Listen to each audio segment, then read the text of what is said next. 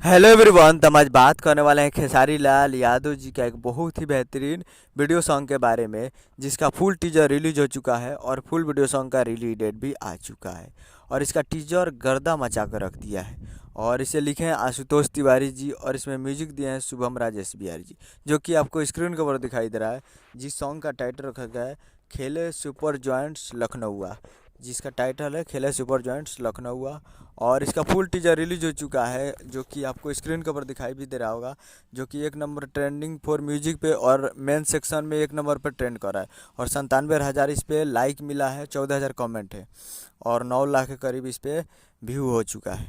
तो ये काफ़ी गर्दा मचा कर रखा है और इसका टीजर भी और मोशन पोस्टर भी दोनों धमाल मचाए हैं। सारेगामा भोजपुरी पे टीजर रिलीज हुआ है और 22 तारीख को सुबह 7 बजे तैयार रहिएगा। कल सुबह 22 तारीख को सुबह 7 बजे सारेगामा भोजपुरी यूट्यूब चैनल पे फुल वीडियो सॉन्ग को रिलीज किया जाएगा।